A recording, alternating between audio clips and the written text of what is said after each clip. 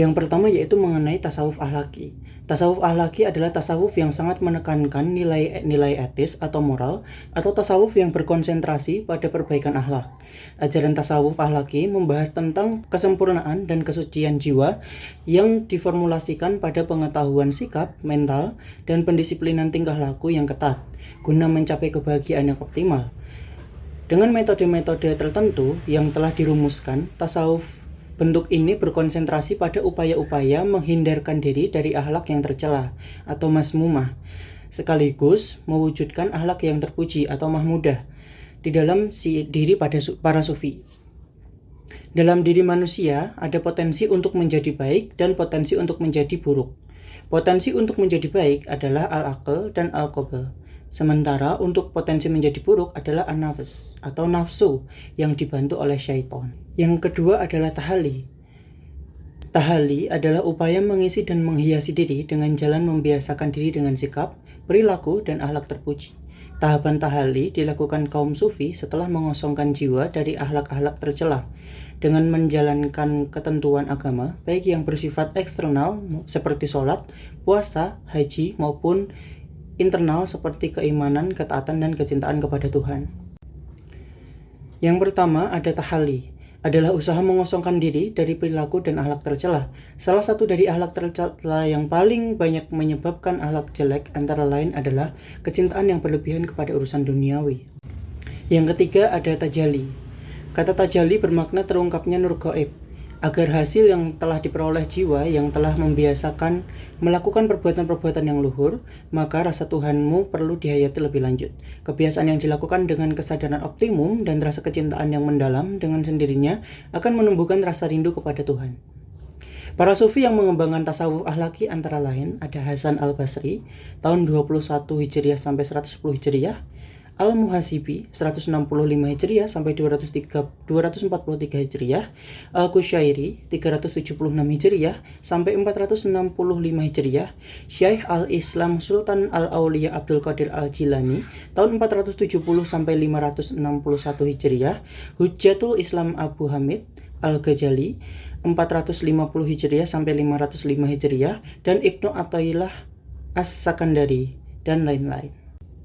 Yang kedua yaitu mengenai tasawuf amali. Tasawuf amali adalah tasawuf yang lebih mengutamakan kebiasaan beribadah. Tujuannya agar diperoleh penghayatan spiritual dalam setiap melakukan ibadah. Keseluruhan rangkaian amalan lahiriah dan latihan olah batiniah dalam usaha untuk mendekatkan diri kepada Allah, yaitu dengan melakukan macam-macam amalan yang baik serta cara-cara beramal yang paling sempurna. Tasawuf amali berkonotasi dengan tarekat. Tokoh tasawuf ini antara lain adalah Rabi'ah al-Adawiyah dan Zunnun al-Misri.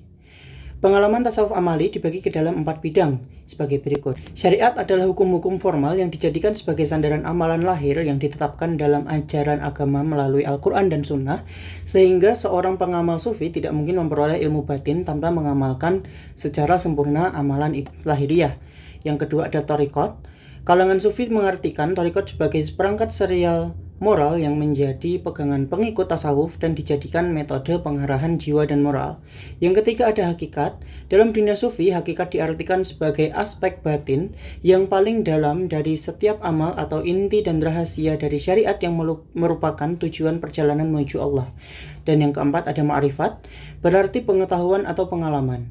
Dalam istilah tasawuf diartikan sebagai pengenalan langsung kepada Tuhan yang diperoleh melalui hati sanubari sebagai hikmah langsung dari ilmu hakikat.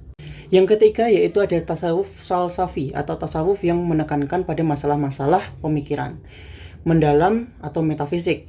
Dalam upaya mengungkapkan pengamalan rohaninya, para sufi falsafah sering menggunakan ungkapan-ungkapan yang samar-samar yang dikenal dengan syatohat, yaitu ungkapan yang sulit dipahami, yang sering mengakibatkan kesalahpahaman. Nah, tokoh-tokohnya yaitu ada Abu Yazid Al-Bustami, Al-Halaj, dan Ibnu Arabi, dan Suhrawardi. Yang pertama ada hulul. Hulul merupakan salah satu konsep di dalam tasawuf falsafi yang meyakini terjadinya kesatuan antara khalik dengan makhluknya.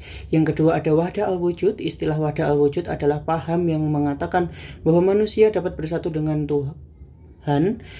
Akan tetapi Tuhan di sini bukanlah yang dimaksud Tuhan bersatu pada di sini bukanlah zat yang Tuhan yang sesungguhnya, melainkan sifat-sifat Tuhan yang memancar, seperti manusia yang melakukan proses fana. Yang ketiga ada itihad. Pembawa faham itihad adalah Abu Yazid Al-Bustami. Menurutnya manusia adalah pancaran nol ilahi. Oleh karena itu manusia hilang kesadarannya sebagai manusia, maka pada dasarnya ia telah menemukan asal mula yang sebenarnya, yaitu nur ilahi, nur ilahiyatau. Dengan kata lain, ia menyatu dengan Tuhan.